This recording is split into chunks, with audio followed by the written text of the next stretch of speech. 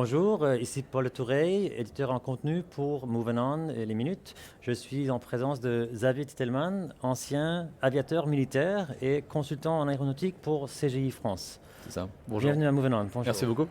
Excellent. Alors quand on parle aviation, tout le monde adore prendre l'avion, visiter de nouveaux pays, partir en vacances et je pense qu'aussi il y en a certains qui aiment beaucoup pointer du doigt en termes de pollution. Alors, il y a une première chose, c'est qu'on ne peut pas négliger le poids de l'aviation. L'aviation, c'est à peu près 2% des émissions de CO2 dans le monde. Pour vous donner un ordre d'idée, c'est moins que YouTube, Netflix et Facebook réunis, par exemple. Donc on a toujours l'impression comme ça qu'on a une dimension incoupable, alors qu'en réalité, l'aviation est le secteur qui fait peut-être le plus d'efforts aujourd'hui, avec déjà, on a quasiment divisé par 5 la consommation nécessaire pour transporter une personne depuis une cinquantaine d'années. Et il y a des objectifs qui sont très ambitieux.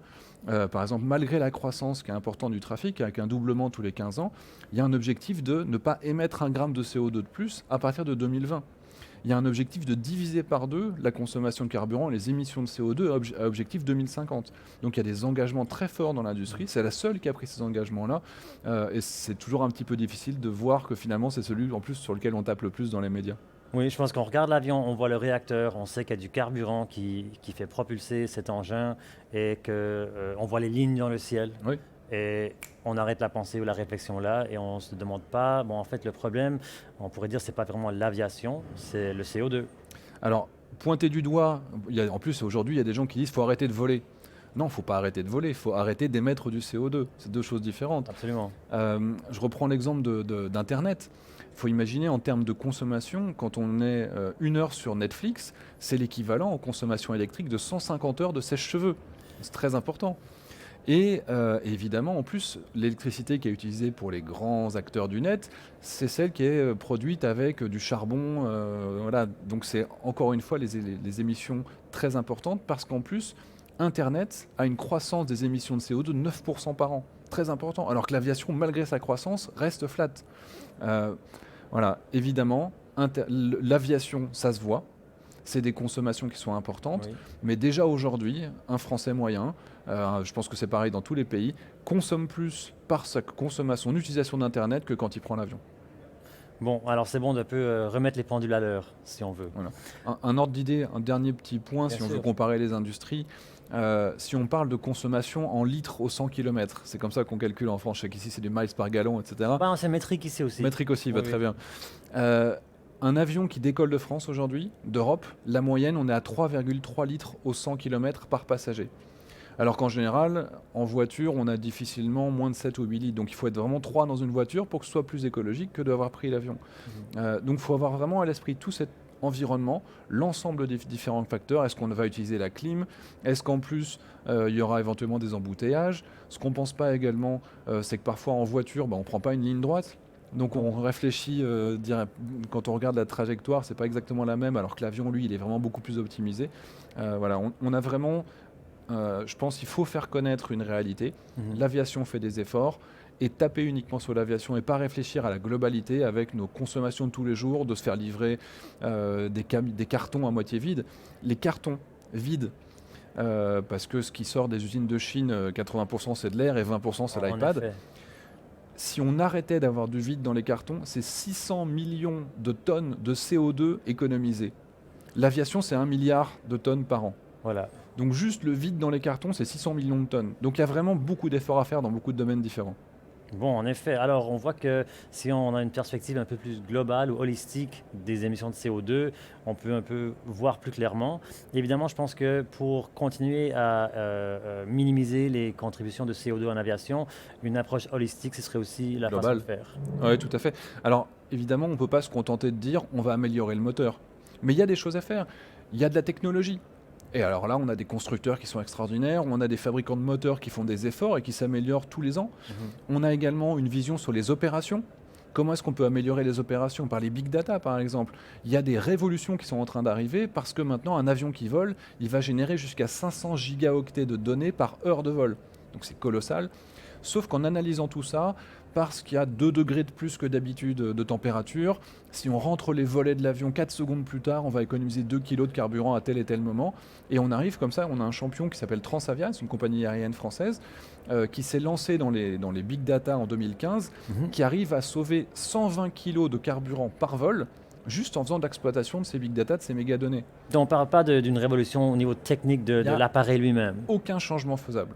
Et pareil, quand je parle encore une fois des opérations, les avions en fait ne font pas de vol en ligne droite. C'est dommage, parce qu'en fait évidemment ce serait beaucoup plus rapide. Ils passent à la verticale de certains aéroports parce que l'infrastructure a été créée comme ça. Si on pouvait faire des lignes droites, dès demain, ce serait 10% d'émissions de CO2 en moins dans l'aviation mondiale. Donc il y a évidemment beaucoup de choses à faire du point de vue de l'aviation, mais il y a également beaucoup de choses à faire pour les infrastructures. Et je donnerai un dernier exemple, c'est le fuel alternatif. Si on était capable de récupérer toute l'huile de friture, on est capable de faire du carburant avec ça. Absolument, oui. Mais à 100%.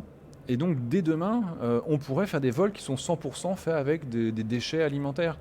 Et le problème, c'est qu'on ne le récolte pas. Et donc il y a toute une infrastructure à mettre en place au niveau du sol et au niveau des États qui pourraient faire avancer le trafic aérien et la récolte des poubelles au sol de manière plus efficace. Donc il y a une opportunité pour un nouveau business model qui a simplement besoin d'être mis en action. Il faut le mettre en avant. La ressource est déjà là et on la gaspille présentement. Complètement, c'est exactement ça le modèle. Aujourd'hui, on n'utilise pas tout ça qui est un gisement de ressources très important, mais le jus de poubelle, si on a envie de l'appeler comme ça, demain c'est le fuel de l'aviation et il faut réellement qu'on arrive à obtenir toutes ces évolutions, mais ça viendra d'une volonté forte des politiques. Et aujourd'hui, ils sont plus en train de taper sur l'aviation en disant « faut arrêter de voler » plutôt que de trouver des solutions, parce qu'objectivement, l'aviation produit tellement de richesses, produit tellement d'emplois qu'on ne pourra pas s'en passer si facilement. Et si demain on interdit des lignes aériennes, il va falloir construire des trains, et les trains, la construction de la ligne pollue plus que d'avoir laissé l'aviation qui continue à faire ses efforts économiques. C'est ça, on parle beaucoup de CO2 et on parle peut-être pas assez de, par exemple, la production du ciment, qui émet beaucoup de CO2 en plus. Il y a des chiffres très intéressants. Je prends un exemple français encore une fois. Le Paris-Bordeaux, la création de la ligne Paris-Bordeaux, c'était 1 million de tonnes de CO2 qui a été émise pour générer cette ligne-là. Et le trafic aérien n'a baissé que de 17%. Parce qu'on ne s'adresse pas au même public. Les gens qui font Bordeaux-Paris, en général, ils font une escale à Paris pour aller à Montréal, pour venir ici. Et se dire on va interdire les vols intérieurs dans certains pays parce qu'il y a du train qui fait 2 heures à la place de l'avion, en réalité c'est une fausse bonne idée. Et croire que parce qu'on produit des infrastructures terrestres, on va réduire les émissions de CO2 globales, c'est une erreur. Et là, on a justement un cas d'école en France. En effet. On peut, dans le transport terrestre, imaginer qu'une personne va substituer un mode de transport terrestre pour un autre, mais de toujours penser qu'on va les garder au sol, c'est peut-être une fausse équivalence. Clairement. Et se dire, je vais remplacer mon trajet à Nice par le faire en voiture à la place de faire en avion, vous allez augmenter les consommations de CO2. Oui, en effet. Parce qu'en fait, c'est un transport de masse. Quand on parle d'aviation civile, c'est des grands porteurs, c'est des centaines de personnes par véhicule, ce qui n'est pas le cas pour les voitures individuelles. Complètement. Je pense que souvent, on oublie le fait qu'il y a quand même un composant important terrestre au niveau de l'aéroport et de la gestion de ce qui se fait à l'aéroport. Il y a des efforts qui se font dans ce milieu aussi. Alors déjà, quand on parle de CO2 dans l'aviation, quand on parle de ce milliard de tonnes de CO2 par an, on inclut tout. On inclut évidemment les avions qui volent, mais on inclut également les émissions des infrastructures, de l'aéroport, les camions qui doivent pousser les avions au sol, qui marchent au diesel pour l'instant. Voilà, on est en train d'électrifier tout ça. Et bientôt, on aura même des roues électriques dans les avions qui pourront faire le taxi automatique au sol, plutôt que d'avoir à utiliser les moteurs. Et les moteurs d'avion sont très très peu efficaces au sol. Évidemment. Donc là, à chaque fois, on parle de centaines de kilos de CO2 en moins pour chaque vol. On a 120 000 vols par jour. Donc si chacun de ces 120 000 vols par jour, on arrivait à faire du taxi électrique au sol, on économise des tonnes et des milliards de tonnes de CO2 par an. J'ai un exemple qui est assez rigolo en optimisation des opérations pour des choses auxquelles on ne pense pas forcément. Il y a une compagnie, United Airlines, qui a utilisé du papier qui était un petit peu plus fin pour ses magazines. Voilà. Ça a économisé 48 grammes par magazine. Sur une année, juste le fait d'être plus léger de 48 grammes, c'était 650 000 litres de carburant qui ont été économisés sur l'année. Parce qu'à chaque fois qu'on est plus lourd, en réalité, on va consommer plus de carburant. Alors là, peut-être une chose à faire, allez aux toilettes avant de prendre votre vol. Si chaque passager était plus léger de 100 grammes, ce serait réellement des centaines de milliers de tonnes de carburant qu'on pourrait économiser. Bon, là, on regarde un peu le comportement du passager, donc l'utilisateur. Oui. Si on regarde les chiffres, c'est clair, mais ensuite d'aborder le sujet, de faire en sorte que les gens pèsent le moins possible ou qu'on ait le poids précis des passagers et de leur bagage, ça nous fait des économies importantes. Reste à savoir comment aborder le sujet au niveau du marketing pour l'aviation. Alors là, c'est une problématique. Alors, je suis content que vous abordiez ce sujet parce que c'est un projet que je porte, et notamment en innovation chez CGI. Le but, alors aujourd'hui, on utilise des standards. Oui. C'est-à-dire qu'on ne connaît pas le poids des passagers, donc on utilise des chiffres qui sont exagérés. Par exemple, on estime qu'un enfant, c'est un adulte, et un adulte, à partir de 12 ans, ça pèse 91 kilos. Donc dès qu'il y a un enfant dans un avion, on dit lui c'est 91 kilos. Évidemment, c'est largement surévalué. Sauf que le pilote, quand il fait ses calculs, il regarde le nombre d'hommes, le nombre de femmes et le nombre d'enfants. Et donc il prend un devis de masse qui est très au-delà de la réalité. Au lieu d'avoir 20 tonnes de passagers réels, peut-être qu'il va considérer qu'il a 22 tonnes de passagers théoriques. Voilà. Ces 2 tonnes de passagers en plus, qui sont même pas là, lui il va prendre 1 tonne de fuel pour transporter ces gens qui sont pas là. Ce poids qui n'existe pas. Et cette tonne de fuel là, elle va émettre 1 tonne de CO2 sur un vol transatlantique par exemple. Donc le fait d'avoir une meilleure connaissance du poids de l'avion, le poids des passagers, Voilà. mais le poids global, c'est pas individuel, on va pas vous peser vous, on va peser l'ensemble des gens qui sont dans l'avion, permet de réduire les émissions de CO2. Ça c'est un projet, alors si les gens veulent voter, ça s'appelle FlexiFlight, il y a une innovation en ce moment sur ce sujet-là, tous les votes sont bienvenus évidemment. Donc il y a beaucoup de choses à faire. On évolue, on avance chaque jour, et c'est pas des choses qui nécessitent des modifications qui coûtent des milliards. C'est réellement simple à mettre en œuvre. Si demain vous voulez polluer moins, évitez de faire des escales. Vous faites un vol direct, vous polluez moins. Si vous pouvez éviter de transporter des choses qui sont lourdes, le kilo de tomate, peut-être qu'il est sympa de l'acheter là-bas, peut-être qu'il coûte moins cher, mais en réalité, quand vous regardez le poids de votre kilo de tomate ou de fraises que vous avez acheté à l'autre bout du monde, c'est des choses qui sont très très lourdes. Il y a beaucoup de gens maintenant, des compagnies, et par exemple Movinon, compensent ces émissions de CO2. Tous les gens qui sont venus ici, on a été planter des forêts qui avaient été défrichées à certains endroits. Aujourd'hui, il y a des compensations de carbone, c'est relativement simple à mettre en œuvre, et il y a beaucoup de grands forums comme celui-ci qui sont écologiques et qui permettent de mettre en place ces telles procédures. Voilà. Parce que ça a quand même une certaine valeur d'apporter ces acteurs ensemble en temps et lieu réel pour discuter de ces choses-là. Bien sûr. Je pense au fait qu'il y a un niveau de rigueur et de précision dans tout ce qui est aviation depuis ses débuts, pour des fins de sécurité, pour des fins de coûts évidemment, et en aérospatial en général, qui dépasse largement le niveau qu'on pourrait trouver sur certaines industries terrestres. Où la marge de sécurité n'est pas aussi vitale. Oui.